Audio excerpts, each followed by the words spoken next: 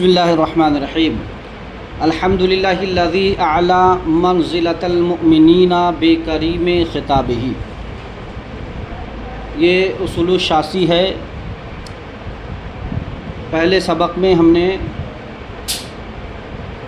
5 چیزوں پر گفتگو کی تھی: اصول فقہ کی تعریف، موضوع، غرض و غایت، تدوین اصول فقہ، اور ساتھ میں مصنف کے حالات۔ امام نظام الدین شاشی ان کا نام ہے۔ کیا نام ہے؟ علامہ نظام الدین شاشی۔ یہ شاش ماوراء النہر میں کوئی علاقہ ہے، وہیں کے رہنے والے تھے۔ سمجھ گئے نا؟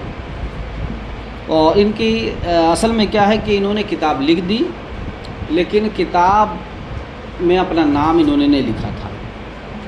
سمجھ گئے نا؟ بہت سارے مصنفین ایسے ہیں جنہوں نے کتابیں تو لکھ دی لیکن اس میں اپنا نام نہیں ڈالا، کسر نفسی کرتے ہوئے۔ نہیں سمجھے؟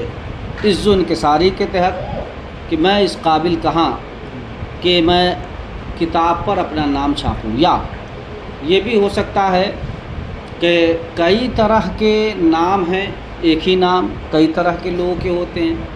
سمجھ گئے نا؟ تو اسی وجہ سے ان کے نام میں بھی اختلاف ہے کہ ان کا نظام الدین نام ہے یا کوئی اور نام۔ بہرحال آپ کے سامنے جو نسخہ ہے اس میں نظام الدین ہی ہے۔ تمام تعریفیں اللہ کے لیے جس نے مومنوں کے مقام کو بلند کر دیا بے کریم خطاب ہی، اپنے کریم خطاب کے ذریعے۔ اللہ رب العزت نے قرآن عظیم میں فرمایا: یرفع اللہ الذین آمنوا وأوتوا العلم درجات، کہ اللہ رب العزت نے ایمان والوں کے درجے کو بلند کیا ہے اور ان لوگوں کے بھی درجات کو بلند کیا ہے جسے اللہ نے علم سے نوازا ہے۔ مومن کا درجہ عام لوگوں سے اونچا ہے، ٹھیک ہے نا؟ اور عام مومنین سے درجہ علماء کا اونچا ہے۔ اور علماء میں، عام علماء میں جو مجتہد ہیں اور جنہوں نے قرآن و حدیث سے مسائل کا استنباط کیا، ٹھیک ہے، ان مجتہدین کی جماعت کو اللہ نے بلندی عطا فرمائی۔ اسی کو کہا کہ اللہ رب العزت کے لیے حمد ہے جس نے مومنوں کے مقام کو بلند فرما دیا اپنے کریم خطاب کے ذریعے۔ وَرَفَعَ دَرَجَةَ الْعَالِمِينَ بِمَعَانِي كِتَابِهِ، اور عالموں کے درجے کو، مقام کو بلند کر دیا اپنے کتاب کے معانی کے ذریعے۔ کیا مقصد؟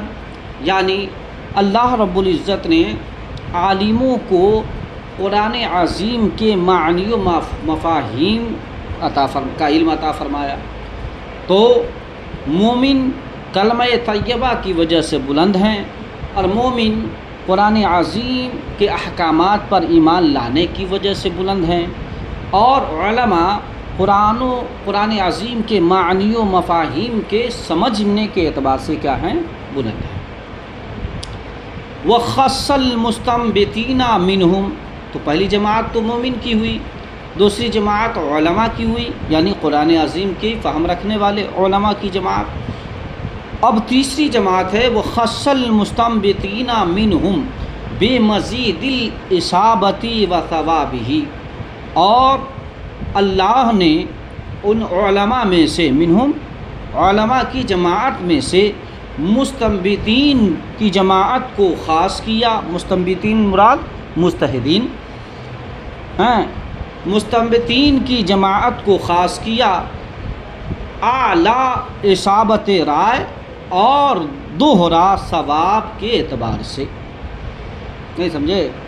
یعنی قرآن عظیم کے معانی و مفاہیم کو سمجھتے ہیں علماء، تو قرآن و عظیم کے معنی و مفاہیم سے جو مسائل نکل رہے ہیں، ان مسائل کو جب علماء کسی تک پہنچاتے ہیں تو اللہ اسے ایک ثواب دیتا ہے۔ لیکن جو مسائل کو نکال رہا ہے قرآن و حدیث سے، تو اس کو اللہ ڈبل ثواب دیتا ہے۔ پہنچانے کا کام علماء کا ہے، اور نکالنے کا کام مستنبطین یعنی مجتہدین کا ہے۔ بات آئی سمجھ میں؟ اس لیے ان کا ڈبل کام، تو ڈبل ثواب ہے۔ اور جو پہنچاتا ہے کوئی ضروری نہیں ہے کہ وہ کامل العلم ہو، لیکن جو نکالے گا اس کے لیے ضروری ہے کہ وہ اصابت رائے بھی رکھتا ہو، ساتھ میں کامل العلم بھی رکھتا ہو، علم میں بھی کیا ہو، پختہ ہو، اور رائے اور اصابت میں بھی کیا ہو، پختہ ہو۔ بات ہے سمجھ؟ اسی کو کہا کہ اللہ نے مجتہدین کی جماعت کو ان میں سے خاص کیا مزید اصابت اور ثواب کی بڑھوتری کے اعتبار سے، یا ذریعے بھی کر سکتے ہیں۔ وَالصَّلَاةُ عَلَى نَبِيِّهِ وَأَصْحَابِهِ، اور صلاۃ نازل ہو نبی کریم صلی اللہ تعالیٰ علیہ وسلم پر اور ان کے اصحاب پر، یعنی درود و سلام نازل ہو کن پر؟ نبی کریم صلی اللہ علیہ وسلم پر اور ان کے اصحاب پر۔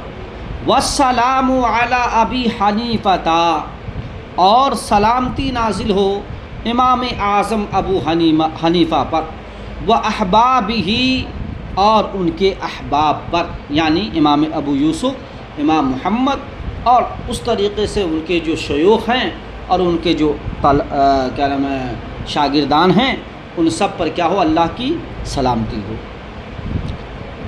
اب دیکھیے ساری کتابوں میں صلاۃ و سلام ہے ایک ساتھ، ساری کتابوں میں الصلاۃ والسلام ہے، لیکن یہاں صرف الصلاۃ ہے۔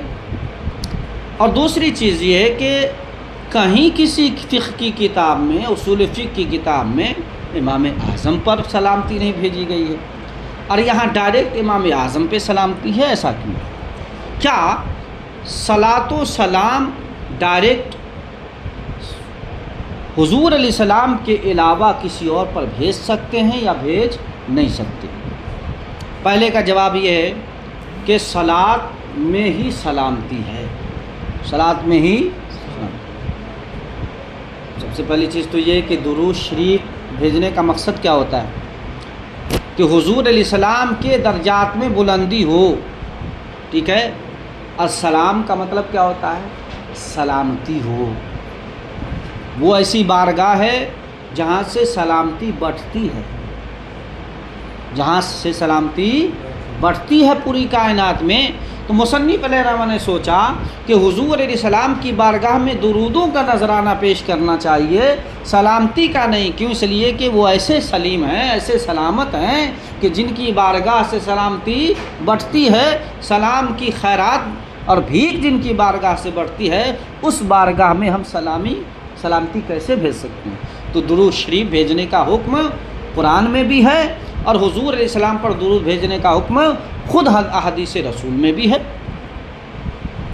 دوسرا جو سوال ہم نے کیا تھا کہ صلاۃ و سلام کو ڈائریکٹ نبی کے علاوہ کسی پر بھیج، جیسے بہت سارے لوگ کہتے ہیں، اب شیعہ ہی کہہ لیجیے، علی علیہ السلام کہتے ہیں، وہ امام حسین علیہ السلام، امام حسن علیہ السلام، فاطمہ علیہ السلام بولتے ہیں نا۔ کیا یہ سلامتی کے جو الفاظ ہیں وہ ڈائریکٹ حضور علیہ السلام کے علاوہ کسی صحابی ہو یا دوسرے بزرگان دین ہو اس پر آپ بھیج سکتے ہیں کہ نہیں؟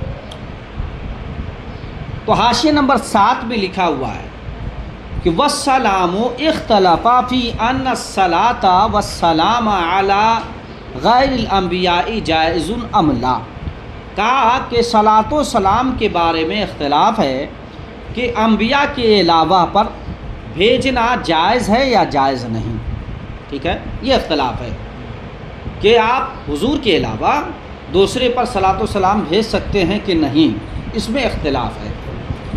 فذهب بعضهم الى کراہیتہ، تو بعض لوگ ایسے ہیں، یعنی بعض ہمارے علماء جو اسے مکروہ سمجھتے ہیں۔ کیا سمجھتے ہیں؟ کہ حضور علیہ السلام پہ صلاۃ و سلام بھیجیے، اور اس کے بعد اگر غیر نبی پر بھیجنا ہے تو حضور کے تابع کر کے بھیجیے، ڈائریکٹ نہیں۔ جیسے کہ یہاں والسلام علی ابی حنیفہ کہہ دیا، ڈائریکٹ مکروہ جانتے ہیں۔ وبعضهم الی تحریمہ، یعنی وہاں مکروہ سے مراد کیا ہے؟ مکروہ تحریمی۔ اور یہاں کیا ہے وَبَعْضُهُمْ إِلَىٰ تَحْرِيمِهِ، بعض اسے حرام مانتے ہیں، یعنی بعض لوگ تو کہتے ہیں مکروہ ہے، جب مطلقاً مکروہ بولا جائے تو اسے مراد مکروہ ہے تحریمی، یعنی قریب الی الحرام، اور بعض لوگ گئے ہیں اس بات کی طرف کہ نہیں جی وہ حرام ہے، ڈائریکٹ حضور علیہ السلام کے علاوہ کسی اور پر نہیں، انبیاء کے علاوہ کسی اور پر سلامتی نہیں بھیج سکتے۔ وما ذهب الیہ الجمہور انہ لا یجوز ابتداء واستقلالا واما اتباعا فیجوز، لیکن جمہور علماء گئے اس بات کی طرف کہ جیسا کہ میں نے پہلے کہا کہ حضور علیہ السلام پہ صلاۃ و سلام بھیجیں، اور حضور کے تابع ہو کر کے آپ کسی پر بھی صلاۃ و سلام بھیج سکتے ہیں، اور سلامتی میں اور صلاۃ و سلام میں اسے شامل کر سکتے ہیں، یہ جمہور علماء کرام۔ تو مذہب جو ہمارا ہے وہ مذہب جمہور ہے نہیں، نہ بعض لوگوں کا وہ جو اسے حرام مانتے ہیں، نہ ان بعض لوگوں کا جو اسے مکروہ تحریمی مانتے ہیں۔ اس لیے جب جمہور کا مذہب اور مسلک یہ ہے کہ حضور کے تابع ہو کر کے آپ سلامتی بھیج سکتے ہیں، ہے نہیں، تو کہا کہ ابتداءً آپ نہیں بھیج سکتے لیکن اتباعاً بھیج سکتے، جیسے کہہ سکتے ہیں کیا صلی وسلم علی محمد و ابی حنیفہ، ہے نہیں، کیا آپ اس طرح کہہ سکتے ہیں کہ اللہ تو درود و سلام نازل ہو محمد صلی اللہ علیہ وسلم، نازل کر محمد صلی اللہ علیہ وسلم پر، اور پھر کس پر؟ حضرت ابو حنیفہ پر۔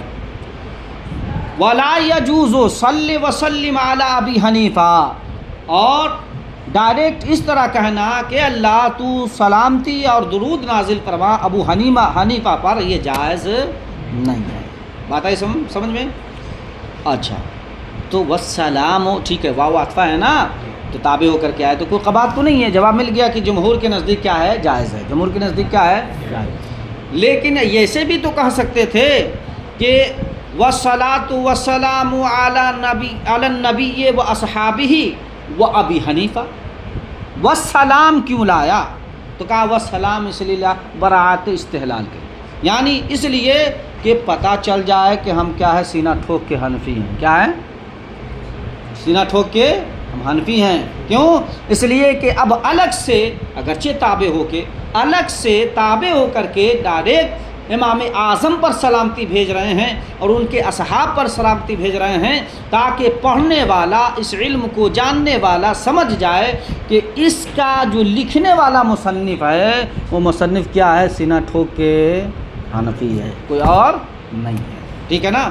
تو خلاصہ کلام یہ ہے کہ اللہ رب العزت نے مومنین کے درجات کو بلند فرما دیا، اسی طریقے سے علماء کے درجات کو بلند فرمایا ہے، اسی طریقے سے مجتہدین کے درجات کو بلند فرمایا ہے۔ ان میں سب سے بڑا مقام مجتہدین کا ہے کہ اللہ رب العزت اسے ثواب رائت تک پہنچنے پر ڈبل ثواب دیتا ہے، اور اگر وہ خطا کر جائیں تو ایک ثواب دیتا ہے۔